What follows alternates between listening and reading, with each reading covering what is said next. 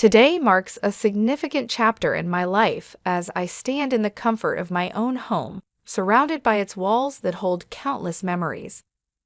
Jack, with a beam of pride illuminating his face, welcomes me with open arms, his gestures mirroring his joy as he explores the spacious room with an enthusiasm that's almost infectious. We find ourselves in the heart of my family's abode, a place where my father's dreams took shape. Blessed with considerable wealth, my father poured his heart and soul into this home, transforming it into a masterpiece valued at an astonishing $100 million. This house stands as a testament to his dedication and passion, a legacy he entrusted to me before his departure from this world. Now, as I navigate through life without him, my husband asserts his claim over this cherished inheritance, suggesting that what was once solely mine should now be recognized as ours. Despite my insistence on its significance to me and me alone, he remains undeterred, armed with a smirk and unwavering confidence. Yet I hold on to proof, evidence that underscores my rightful ownership, documents bearing my name, Sarah, as the sole heir. At 42, my life is intertwined with the digital realm, thanks to my role at an online bank. This career path wasn't chosen at random, but was influenced by the values instilled in me by my parents. With their expertise in financial management, they taught me the importance of fiscal responsibility, lessons that have stayed with me into adulthood. Growing up in affluence, they ensured that I understood the value of money, urging me to appreciate and conserve it. Despite our financial standing, my upbringing was marked by modesty. My allowance hardly surpassed those of my peers, and lavish dining was an exception, not the norm. My education was rooted in the community, attending a local public school over an exclusive private institution. Yet, rumors of our family's wealth spread, painting a picture of a life filled with luxury and endless indulgences. Sarah, with your massive house and wealth, life must be a breeze, right? You must have all the latest gadgets and games. Can we come over to play? Such questions were commonplace, yet they couldn't be further from the truth. My reality was far from the opulence many imagined. Despite not having the most expensive toys or the newest game consoles, the assumption was that I lived a life of extravagance. I often found myself at the center of unwelcome attention, with peers perceiving my family's financial status as an opportunity for their gain. "Sarah, you're wealthy, aren't you? Could you lend me some money?" Such inquiries made me uncomfortable, highlighting a stark contrast between the perceived notion of my lifestyle and the values my parents worked hard to instill in me. In a twist of fate, I found myself in a tricky situation when I accidentally damaged Maria's gaming console. At the moment, my pockets were empty, and the timing couldn't have been worse. Around the same time, July and I had just started our journey as fifth-grade classmates. She questioned whether I had shared this dilemma with my parents, but the fear of their disappointment sealed my lips. "I can't tell them, they might get upset. That's why I'm turning to you, Sarah," she confessed. The thought of saying no weighed heavily on me, fearing it might lead to an uncomfortable atmosphere at school. However, my parents' firm stance on not lending money left me with no choice but to apologize to Julie for my inability to help financially. My refusal left Julie in tears, and it wasn't long before whispers began to spread. Accusations were thrown my way, questioning my reluctance to aid a friend in need given my family's financial stability. I found myself entangled in a situation that I had no part in creating, steadfastly explaining that my hands were tied due to a lack of funds. Amidst this, Maria chimed in with a judgment that stung, suggesting that I valued money over friendship. The situation escalated as Maria and Julie wove a web of lies around me, claiming I had borrowed money without repaying and refused to cover the cost of the broken console. The school's faculty soon untangled the truth, reprimanding Maria and Julie for their actions. Unfortunately, their warnings only fueled the fire, and the rumors spread like wildfire, eventually reaching my parents. In response, my father took it upon himself to address the matter, leading to a meeting with the involved families. Despite receiving half-hearted apologies, I chose to keep my distance from Maria and Julie thereafter, enduring their occasional mocking glances but no direct confrontation. That evening, over dinner, my father offered a piece of advice that I would carry with me for years. With a reassuring smile, he reminded me of the importance of standing firm in my decisions, especially regarding financial matters. "Sarah, always remember, it's okay to say no. You don't have to disclose whether you have money. If someone persists, just say you'll need to ask your parents, even though you know it's not permitted." This lesson on navigating financial disputes with grace and firmness became a cornerstone of my approach to friendships and financial interactions. As I moved on from elementary school and later graduated from university, I became more cautious about whom I invited into my personal space, focusing on building relationships grounded in character rather than material wealth.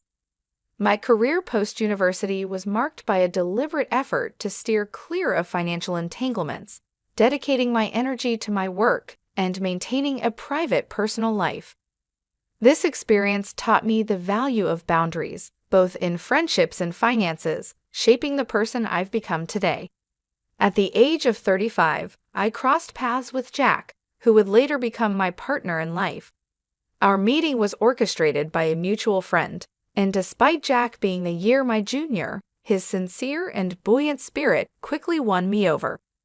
His candor was a breath of fresh air, and it wasn't long before our casual dating blossomed into a serious relationship. 2 years down the line, we celebrated our union with a vibrant wedding ceremony, much to the delight of my parents, who warmly embraced Jack into our family. About a month into our marriage, my father, perhaps sensing the depth of our bond, proposed the idea of having Jack over at our place. Although I had full confidence in Jack, I harbored some reservations about his penchant for conversation, fearing he might inadvertently divulge sensitive family information. However, emboldened by a month of marital bliss, I decided it was time Jack knew everything about my background. Thus, I extended an invitation to him to visit my parents' home. Jack's reaction upon stepping into my family's residence was one of sheer astonishment. His awe was palpable, a clear indication that the reality of my family's situation had taken him by surprise. The visit, although warm, left Jack with an insatiable curiosity about our financial standing, a topic he broached repeatedly during our journey home. My own knowledge on the specifics of our family wealth was vague, yet Jack's inquiries stirred a sense of unease within me. A few months into our marriage, I received a distressing call from my mother, informing me that my father was to be hospitalized. The news came as a shock, further compounded by the revelation of his recent health struggles, which until then had gone unnoticed by me. Reflecting on our last visit, I recalled my father's diminished appetite and frail appearance, which now filled me with regret and concern. Accompanying my mother to the hospital that Saturday, I was greeted by my father's attempt at cheerfulness, though his somber mood was unmistakable. His apology, for what he perceived as a burden to us, underscored his gentle nature. The subsequent diagnosis of advanced pancreatic cancer, with its spread beyond the possibility of surgical intervention, left us in a state of disbelief and sorrow. The notion that someone as health-conscious as my father could fall victim to such a cruel fate was beyond our comprehension.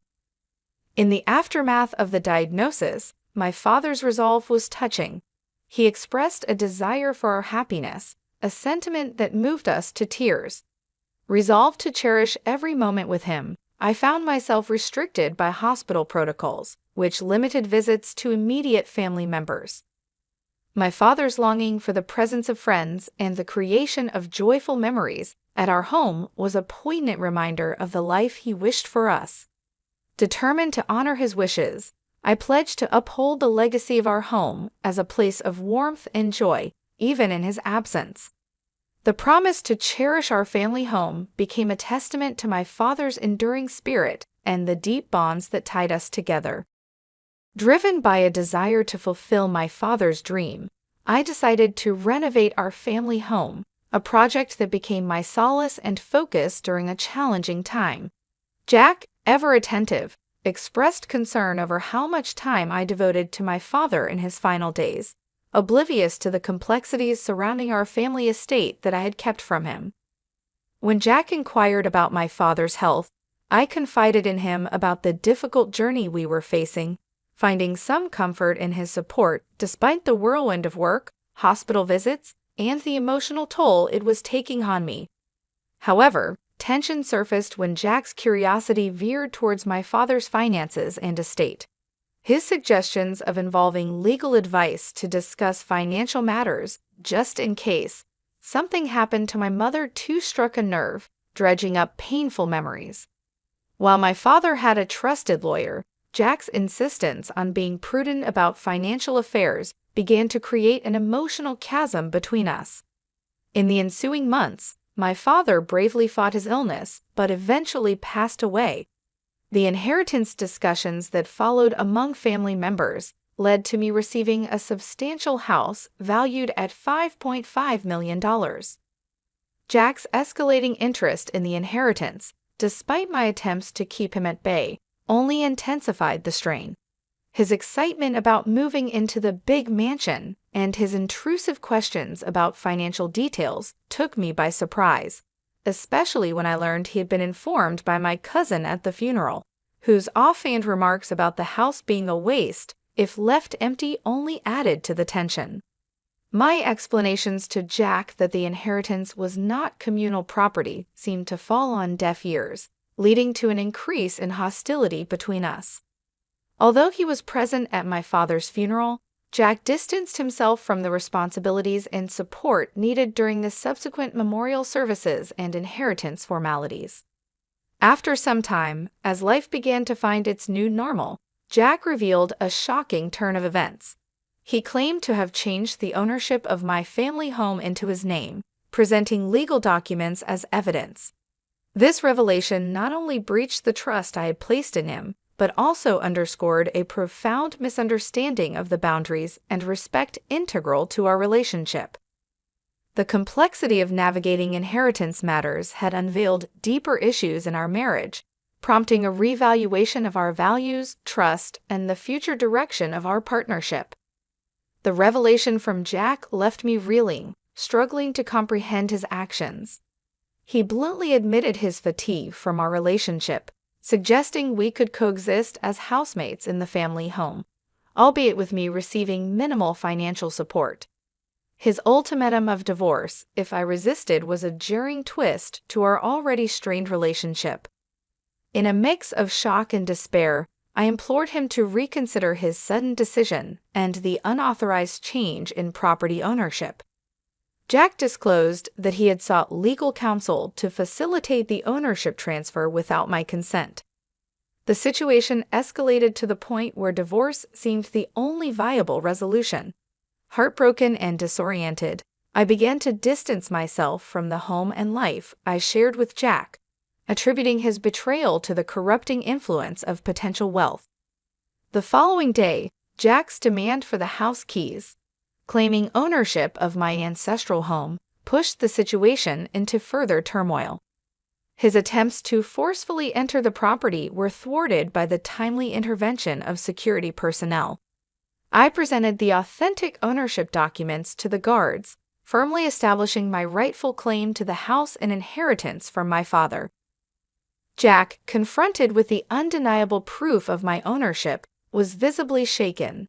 His misunderstanding stemmed from a supposed legal advisor named Jerry, who had promised to navigate the complexities of inheritance law on his behalf. Entrusting Jerry with a significant sum of $360,000 to alter the property's registration, Jack had fallen victim to a deceitful scheme. In the midst of this confrontation, Jack's emotions surfaced as he repeatedly attempted to contact Jerry, only to be met with silence. His frustration boiled over, denouncing Jerry as a fraudster preying on those blinded by greed. Jack then directed his bitterness towards me, criticizing my expenditure on what he deemed frivolous, questioning my understanding of inheritance registration and associated costs. Despite his attempts to salvage our marriage, suggesting we reconsider the divorce, the breach of trust and the depth of his deception were insurmountable. I requested the security guard to escort him away, closing a painful chapter of my life. In the months that followed, reflection and distance allowed me to process the events, reinforcing the importance of trust and honesty in the foundation of any relationship. The ordeal with Jack, underscored by manipulation and betrayal, served as a poignant lesson in guarding against the allure of wealth at the expense of personal integrity and love. On the solemn occasion of my father's first memorial service, held at our family temple, Jack made an unexpected appearance. Since our divorce, life had not been kind to him. Jobless, entangled in financial woes, and seemingly betrayed by those he once trusted, Jack cut a forlorn figure. His disheveled state spoke volumes of his plight, standing in stark contrast to the respectful solemnity of the day. As he attempted to express his apologies amidst tears, his actions inadvertently shifted the focus away from the memorial, causing a stir among my relatives. Despite his emotional turmoil, I found myself compelled to ask him to leave, a request that ultimately necessitated intervention by security. This incident, happening during such a poignant moment, left me with mixed feelings.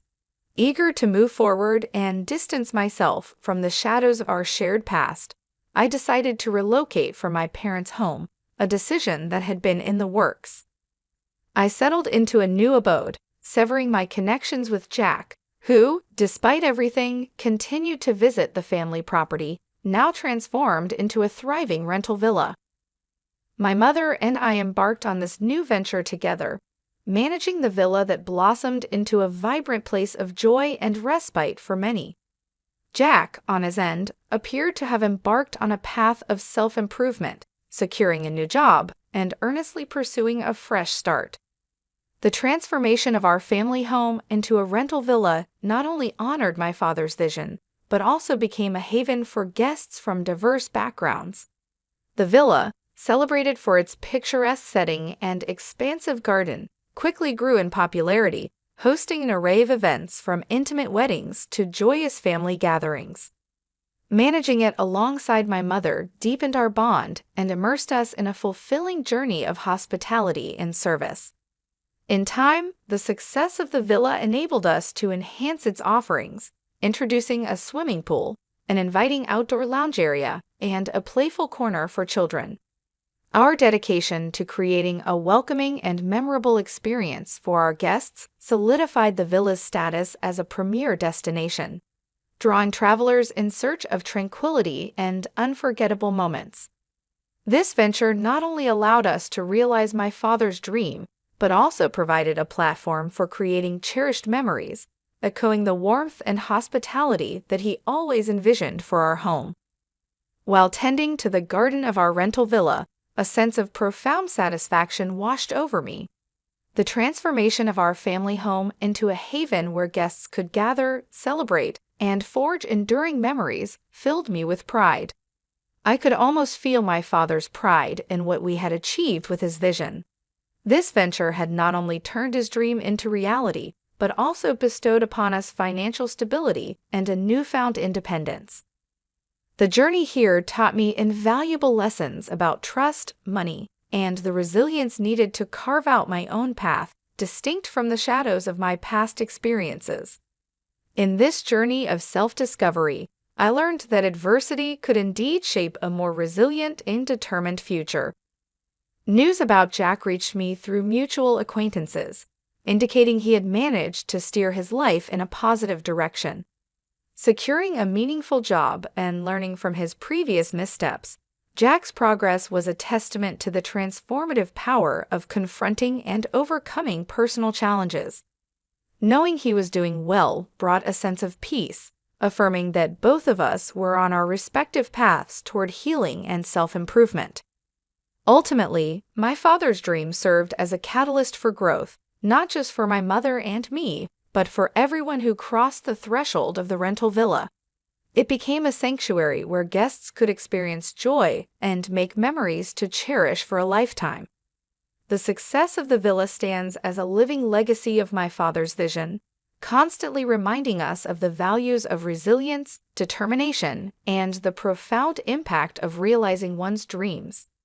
Through this endeavor, we've created a space that extends beyond mere accommodation. It's a source of joy, a site for celebration, and a testament to the enduring spirit of dreaming big and working hard to make those dreams come true.